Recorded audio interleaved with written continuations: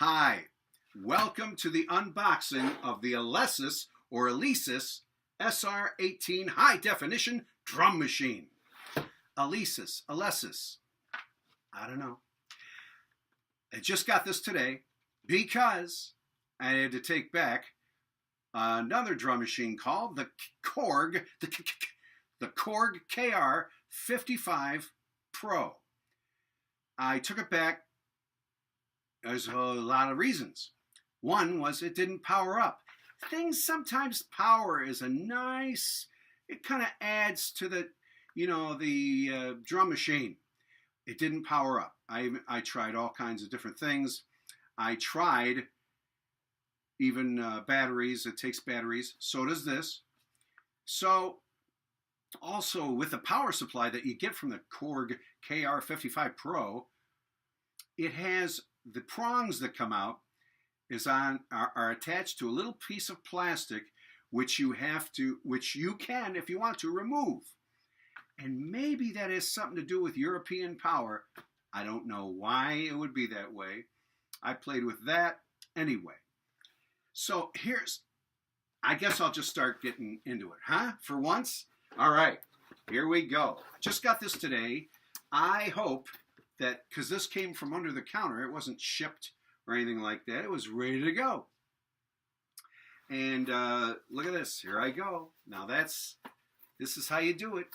Now I am not right-handed. This is my right hand. Look at that. I'm doing it with that. You can do it with either right or left hand. How to unbox anything. Here we go. That flap is there. Okay, it's moving freely. Do I need Mr. Scissors? I don't think so. Okay. All right. All right, oh, it's nice and snug. It seems like no one had it open before. Ooh, there is a packet on top. Yes? No, Mr. Scissors, you don't have to get involved. But you're at the ready, Mr. Scissors. So in the packet first we will look. Yeah, this packet's never been opened, and I'm tearing it and wrecking it.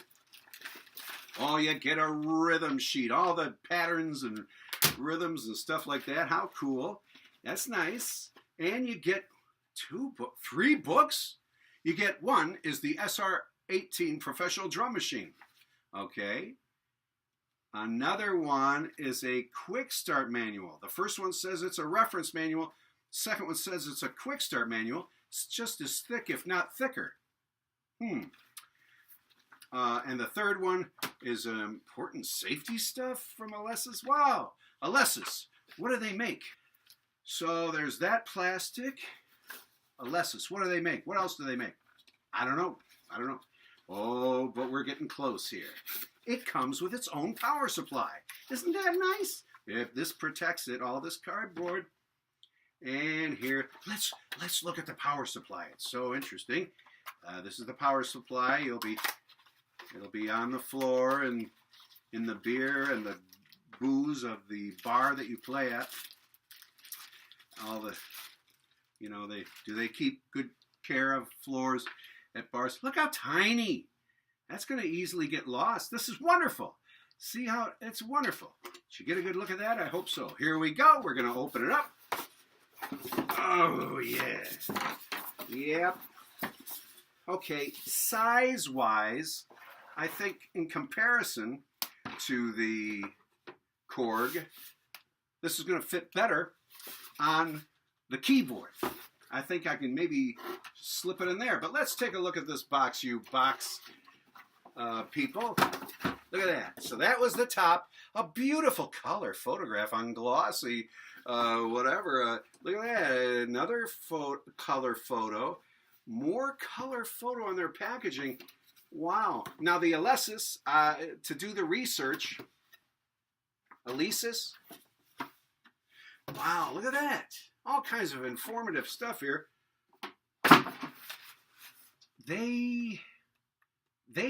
This has been out for a long time. So, and it's funny how drum machines come and go, but that's been around for a while. All right, here it is. I'm going to take this piece of foam off. And we're going to take this piece of foam. It comes right off. Nice and easy. It's so easy to do, to unbox something. Why do you need me? I don't know. I'm all sweaty because this curtain, I had to just rehang it. Okay. Oh, boy, a bunch of safety stuff. Not only do they have to make a booklet on safety stuff, they're covering themselves in case of getting sued. This seems like it has not been opened. Oh, it's wonderful. It's wonderful. It's, you know, it's gray at least. Sort of a pewter, I would say. It looks wonderful. I don't see any fingerprints. This is new. And what does that mean? Because there's half the price used stuff of these, plenty. And does it mean that there's more time? There's got to be some sort of internal battery that sometimes, oh my gosh, they give you a bunch of patterns you can look at from the back. That's nice. That's nice. And of course, here's the battery case. I'm sure it's double A's. This is beautiful. A lot of wonderful outputs. This baby's got MIDI. Yeah, not like the KORG. So let's talk about the KORG a little bit more. So it does have, the KORG KR55 had a tempo knob. This is a dial wheel. You have to hold another button and do that. But you can do it. The position of it, you can do it with one hand while the left hand is doing something else on the keyboard. If you're a guitar player, you got to stop what you're doing, unless you use the pedals, which you could do. But getting back to the KORG, the good points and the bad points, I'll try to go over them quickly. Imagine in your brain, you're thinking about the KORG, what it looks like. Anyway, so with one hand, you could do the turning of the thing. Had tap tempo right next to it. The display of the tempo was right next to the knob, and you could see that in a dark or poorly lit room, which is really important. I would love to kind of keep using the Boss DR670 drum machine, but it's not lit. This baby is lit. Hopefully that'll save me a lot of aggravation. Getting back to the KORG, if you hit like a standard beat, it would go for a bunch of different measures. And it would give you a little bit of variation during that time. I mean, that was kind of cool. It wasn't so mechanical. That was a good point. But when you go to hit the fill button, it had certain breaks within this that the fill wasn't going to be heard right away. I don't think it was very friendly for live performing when you say, oh, I'd like to put a fill in there. That fill, you gotta, it wouldn't be heard quickly. It had a variation to the 24 different sounds, 24 different beats. It had a variation to each one. Also, that was cool, but this baby's got like, I don't know, hundreds of different wonderful beats and fills and variations. Getting back to the KORG, you could not adjust the sounds of like the kick drum, which I wanted to do. I wish it was a little softer, a little more cottony, not so hard. When it comes to the beats, there was not an outstanding 3/4 beat that I could use. The jazz beats were a little not so defined. I had to really listen to where the tempo, the definition of the beat. It was a little mushy, and I don't know. I'm trying to think of. So it was a little big. It had wood.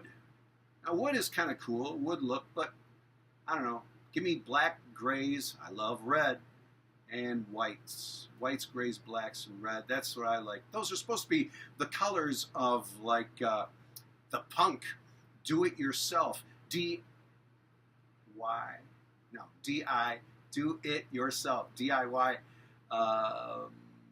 punk sort of thing. I mean, like when different artists, like Joan Jett, she performed. Behind her on the screen is only black, reds, and whites. It was cool. It was cool. like those colors.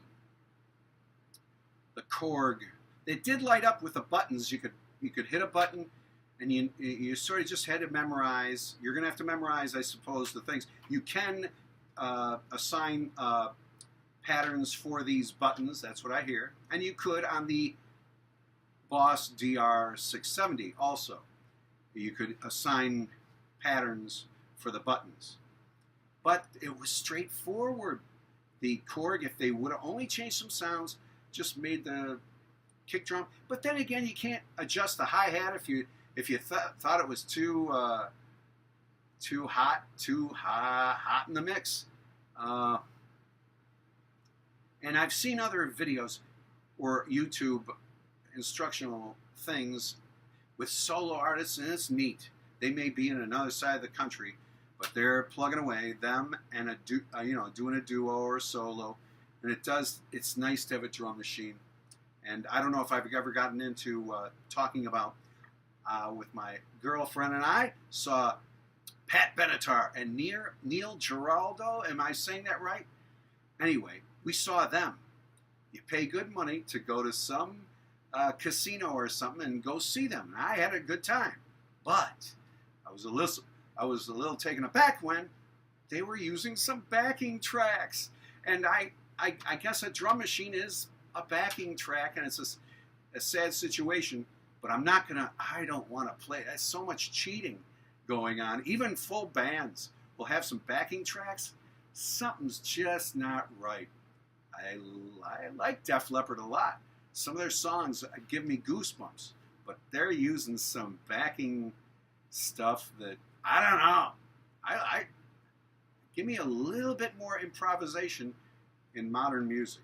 If you go for the lead, does it have to be exactly like the record, or can there be some? I don't know. I don't want to go on too long, but I can't wait to play with this. I got 3 gigs this week, and I got to get up to speed on this thing. Also, as a backing, just in case this baby something happens, which probably won't happen, I'm starting to record a drum machine into Pro Tools and then exporting it as an MP3 just to have it, like 10 minutes for each file, 110 tempo for a standard beat, 120 going right down the line, 160, 170. It's going to take time, but it's nice to have on the laptop, and that's kind of cool to have. Could even do it that way. Also, I wanted to tell you about my rig. What I like to do, I would love to do fills and stuff like that, but stop, start, I don't have the 2 hands. I don't want to be doing that. I want to make music on the keyboard. I use a volume pedal, and that's not only is that good for fading in and stopping and starting, but the volume pedal is also good to do some dynamics throughout the song. So, change it up that way. It doesn't have to be fills all the time, does it? To change it up. No. Dynamics. Well, I hope I covered the bases. The KORG didn't, some of the beats, like the 16, didn't have it. I mean, not well defined to me. Boy. And I like a chop beat. Sometimes you got to have that. Well, see you later. Bye. Take it easy. Hope this was informative. Say goodbye, Mr. Scissors. Goodbye, Mr. Scissors. No, don't say your name. Goodbye. Okay. Bye.